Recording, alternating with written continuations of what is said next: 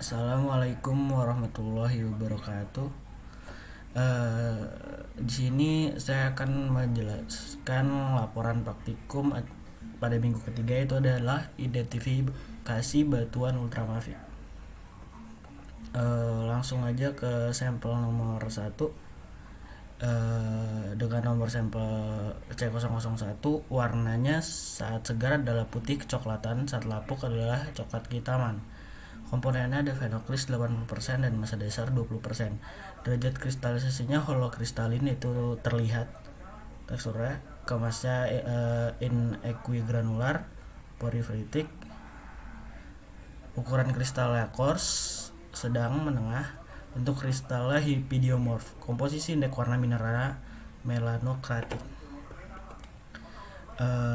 Komposisi mineral utamanya ada plagioklas 10%, piroksin 50%, ampibol 30%, dan olivin 10%.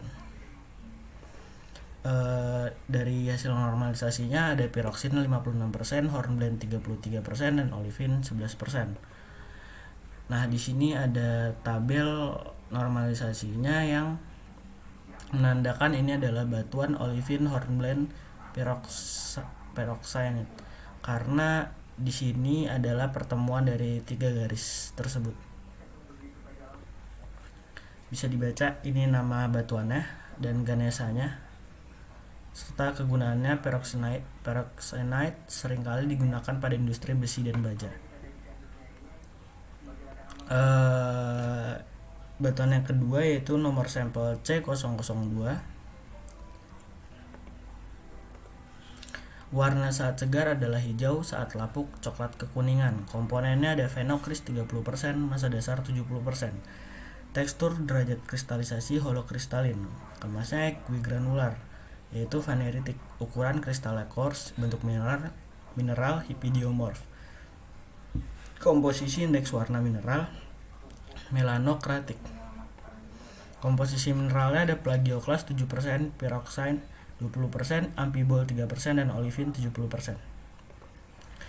Dari hasil normalisasinya adalah piroxine 22%, hornblende 3%, olivin 75%. Ini adalah grafik normalisasinya yang menandakan dia adalah peroxine peridotit, karena ada di sini pertemuan 3 garis ya. Nah, ini nama batuannya peroxine peridotit. Ganesanya batuan peridotit termasuk batuan beku intrusif bersifat ultra basa dikarenakan warnanya yang gelap. Batuan ini terbentuk jauh di bawah permukaan bumi sebagai sil atau dik. Kegunaannya, peridotit digunakan sebagai sumber biji dan mineral berharga seperti kromit dan nikel. Lanjut ke sampel nomor C003. Warnanya saat segar adalah hijau keputihan dan saat lapuk adalah coklat. Komponennya phenocryst 20%, massa dasar 80%. Teksturnya derajat kristalisasi holokristalin, kemasnya equigranular, itu vaneritik. Ukuran kristal fine, bentuk mineral hipidiomorf. Komposisi indeks warna mineral monokromatik. Komposisi mineralnya ada plagioklas 5%, piroxine 15%, ampibol 5%, olivin 75%. Hasil normalisasinya, piroxine-nya ada 16%, hornblende 5%, dan olivinnya ada 79%. Di sini namanya juga piroxine peridotit karena pertemuan dari 3 garis ada di sini. Dan penjelasannya sama kayak sampel nomor 2 tadi. Dan di sini sampel nomor 4, warnanya saat segar hitam kehijauan, saat lapuk coklat. Komponennya phenocryst 30%, massa dasar 70%. Derajat kristalisasi holokristalin, kemasnya equigranular, yaitu poriferitik. Ukuran kristalnya coarse, bentuk mineral hipidiomorf. Komposisi indeks warna mineral melanokratik. Komposisi mineralnya ada plagioklas 6%, piroxine 20%, ampibol 10%, olivin 60%. Dan mineral sekundernya itu adalah garnet. Hasil normalisasinya ada piroxine 22%, hornblende 11%, olivin 67%. Ini tabel normalisasinya yang menandakan batu ini adalah pyroxene hornblende peridotite.